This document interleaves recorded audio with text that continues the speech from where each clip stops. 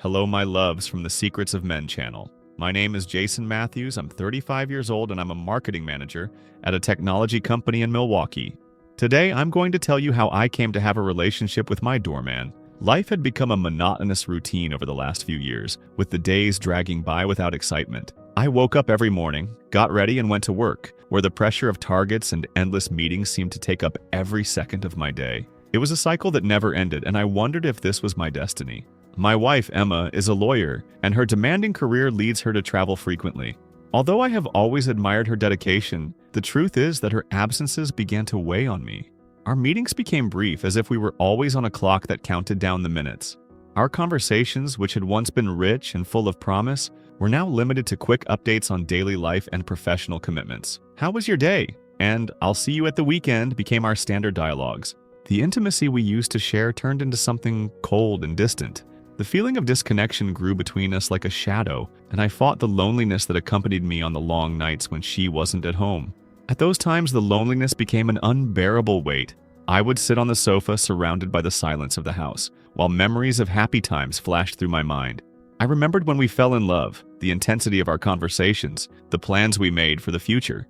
Now it all seemed so far away. The emptiness of the sofa, which used to be a place of warmth and togetherness, had become a symbol of our distance. I tried to fill this space with activities, but nothing seemed to work.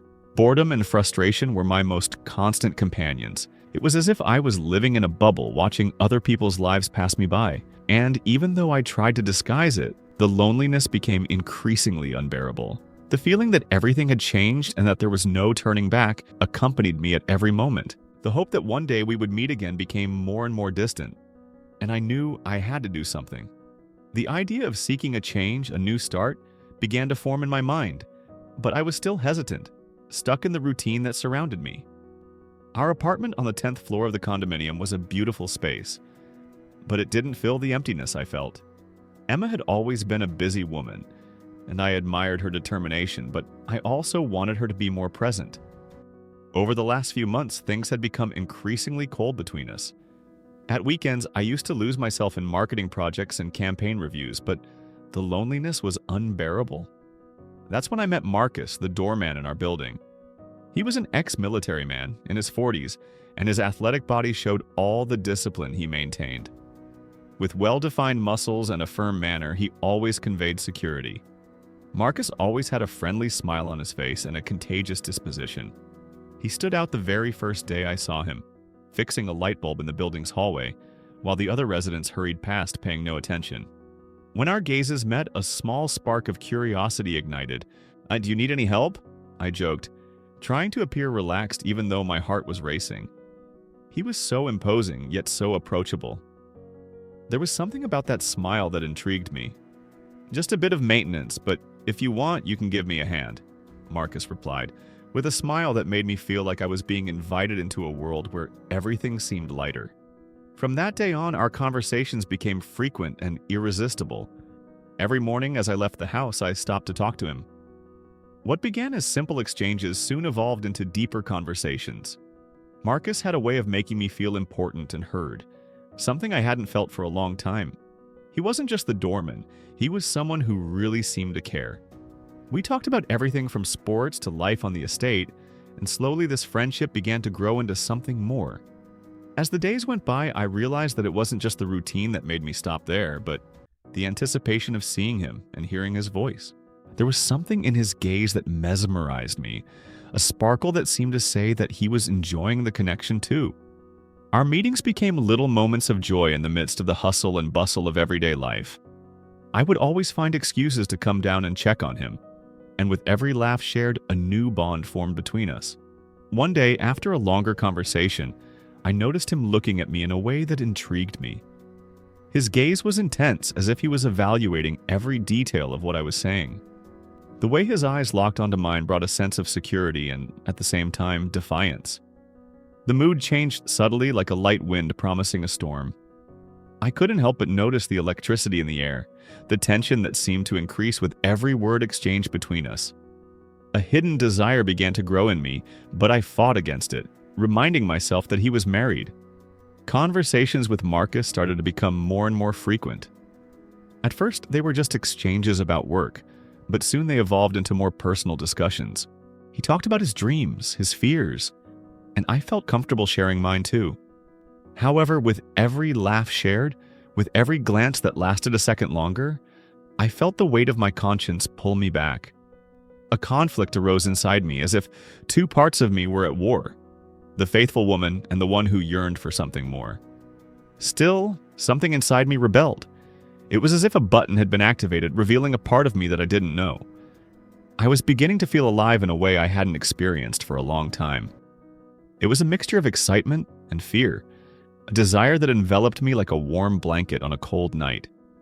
And so, interactions with Marcus became an escape, a relief from the pressures of my marriage. There were moments when conversation flowed and glances became more meaningful. Sometimes our arms would touch lightly, and a wave of warmth would run through my body. I tried to ignore it, but it was impossible not to notice how my heart raced in response to that closeness. He seemed to notice because he would often leave a smile on his face, the kind of smile that makes you wonder if he was thinking the same thing as me.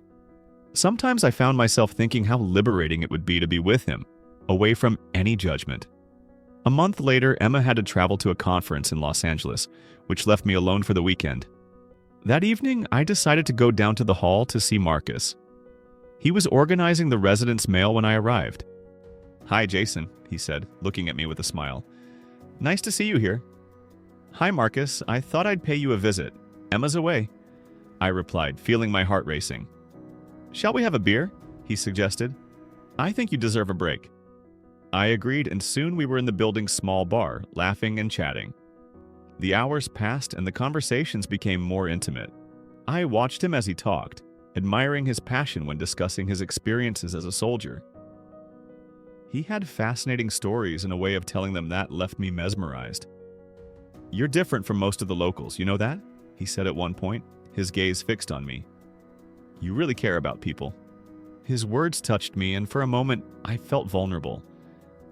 The desire I'd been trying to ignore grew, and the idea that he might feel the same way made me uneasy. "I feel like I can be myself around you, Marcus," I confessed a little hesitantly. He moved closer, and at that moment, I knew I was about to cross a line that couldn't be undone. And for some reason, I didn't want to. What began as a light friendship turned into a palpable desire. "What if we tried something different?" Marcus suggested, his voice low, almost a whisper. I looked into his eyes and, without thinking, nodded. The impulse took hold of me, and within seconds we were kissing. The chemistry between us was undeniable, as if the world around us had disappeared. The kiss was intense, full of years of repressed desire, and during the kisses I ended up connecting with him.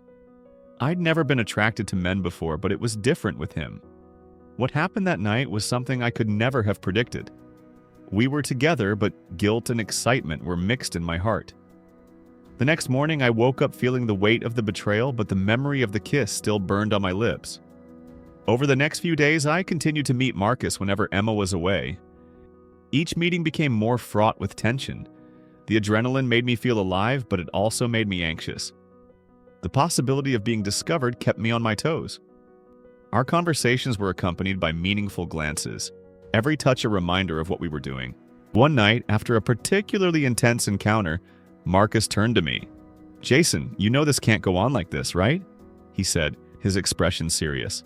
"I know, but I can't help it," I replied, feeling torn. "You make me feel alive." He sighed, shaking his head. "I don't want to be the reason you feel guilty.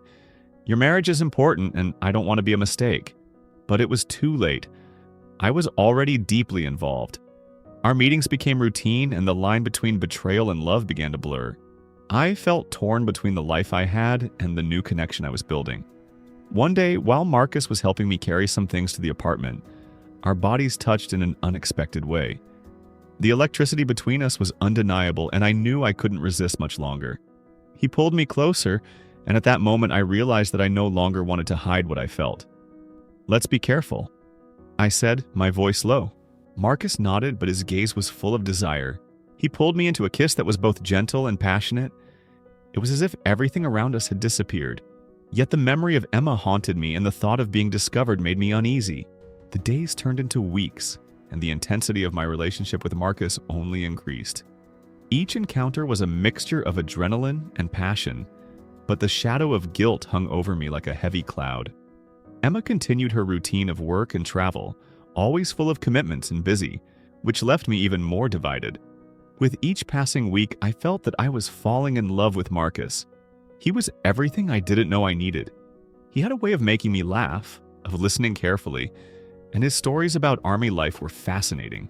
He wasn't just a lover, he became my confidant, someone I could be myself with without the masks I used to wear at home.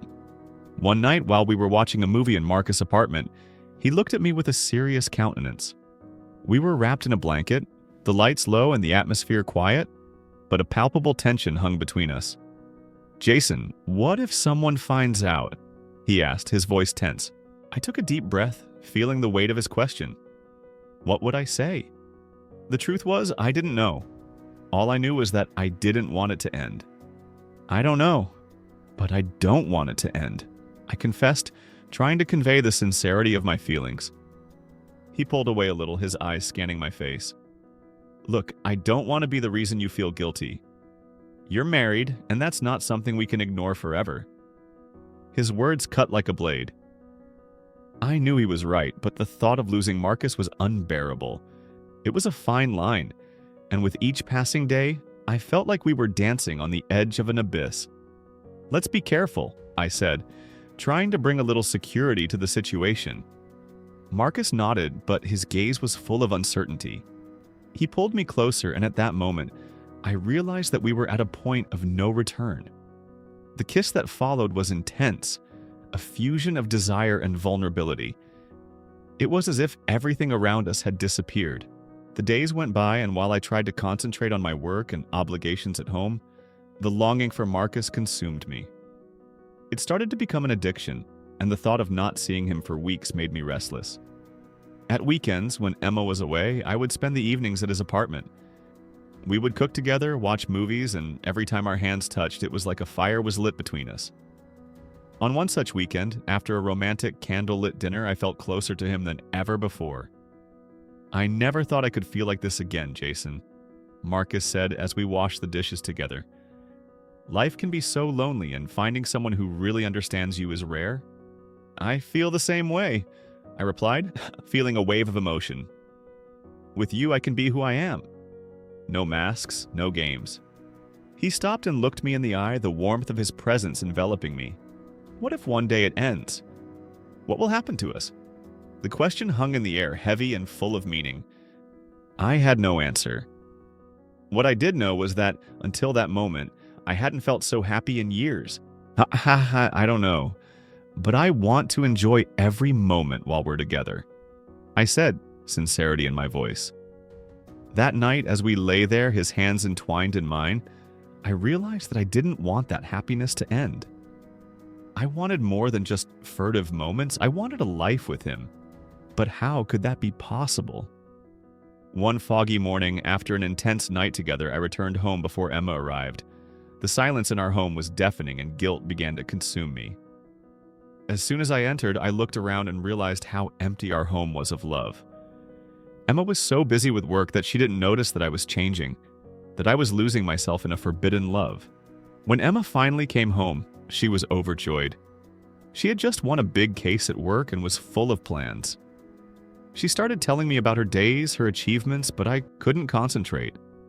As she spoke, my mind wandered to the moments I'd spent with Marcus, and the feeling of guilt intensified. "Jason, are you listening to me?"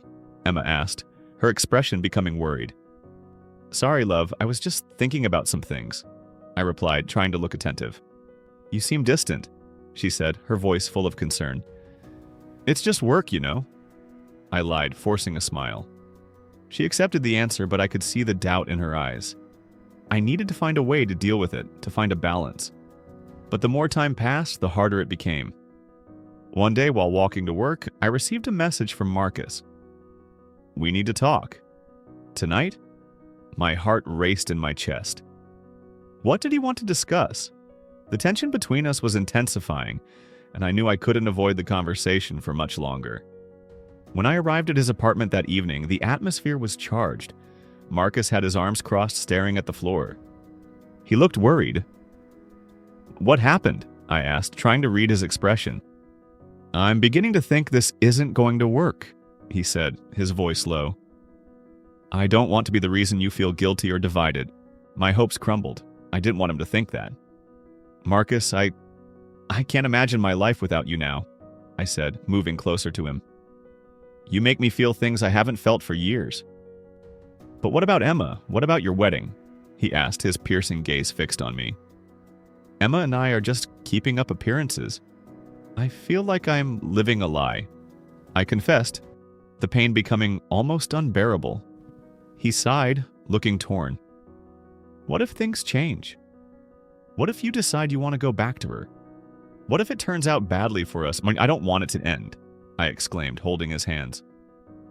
I'm here, Marcus. I want to stay.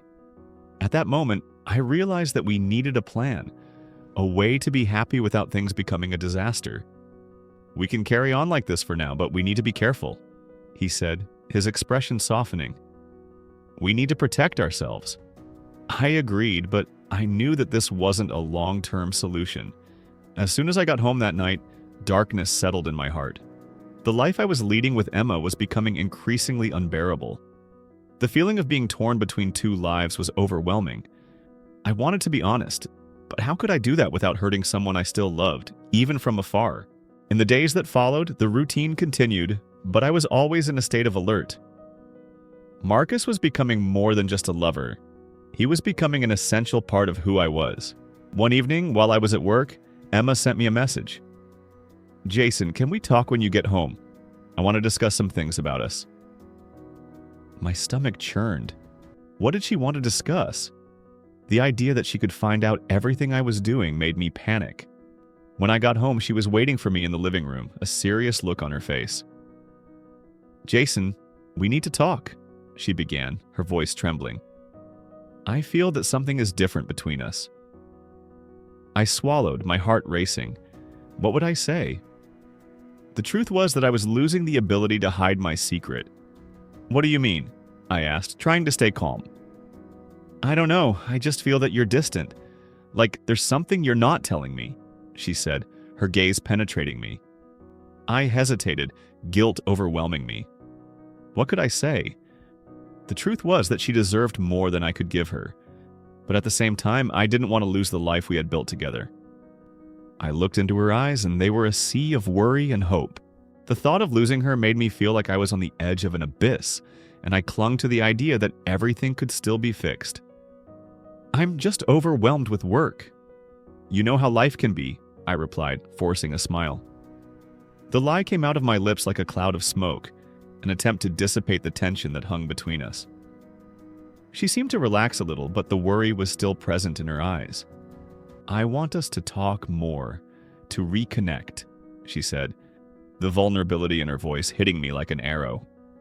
At that moment, I realized that although I was trying to protect her from the truth, she was more willing to deal with reality than I had imagined. The desire to be honest was growing in me, but the guilt was like a chain, pulling me down. The thought of losing everything we had built made me desperate. Every memory that crossed my mind was a reminder of what was at stake. The moments of happiness, the plans made with such affection, and even the challenges we overcame together. However, the feeling that I was living a lie was becoming unbearable, like a weight I couldn't carry for much longer. Every day that passed, the desire to be honest with Emma and with my true self grew like a storm brewing on the horizon. It was an internal struggle, a conflict that consumed me, and each moment seemed heavier than the last.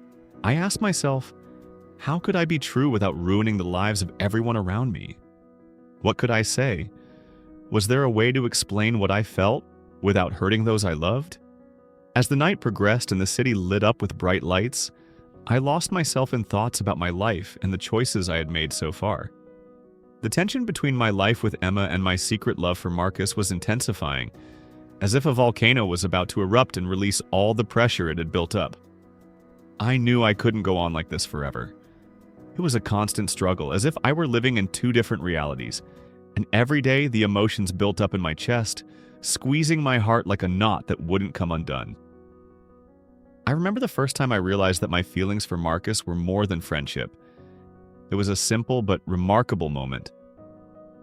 That night, as I looked out of the window, the full moon illuminated everything around me, and I wondered if it was time to face the truth. Emotions were running high, and the need for clarity was pushing me towards breaking point. Being honest with Emma seemed the only way out, but the pain it would cause terrified me. What if I hurt her? What if she couldn't understand? My heart was divided, a battlefield between desire and loyalty. The thought of having that conversation made me cringe. What would I say? How would I start? My mind was a whirlwind, full of questions and scenarios that made me more anxious by the minute. I imagined Emma's face when she heard the truth, the mixture of confusion and pain in her eyes, and it made me hesitate. I found myself in a sea of uncertainty, not knowing how to navigate these turbulent waters. The pain of a possible breakup weighed heavily on me. What did I want, anyway? Continue living this life in which I felt half of who I was, or risk everything, and open myself up to a love that made me feel so complete? It was a dilemma of epic proportions, and the fear of losing Emma, of no longer being part of her life, paralyzed me. But on the other hand, living a lie was an increasingly heavy burden. The conversations I knew I needed to have felt like a precipice, and every step towards it made my heart race. I wondered what it would be like to tell the truth, and the image of Emma, with her eyes full of confusion and pain, made me hesitate. The line between love and friendship was about to be tested, and I was about to embark on a journey that would change everything. At the same time, there was a flame of hope in my heart. What if the truth brought freedom? What if, by opening my heart, I found a form of reconciliation that I didn't even know existed? What do you think I should do? Leave your opinion in the comments. Is honesty really the best way forward, or are there secrets that must be kept at all costs? This question echoed in my mind, and I couldn't wait to hear what others thought. The internal struggle was far from over, but the need for truth was becoming more and more urgent. And if you like this story, don't forget to leave a like and subscribe to the channel by activating the notification bell so you don't miss any daily videos.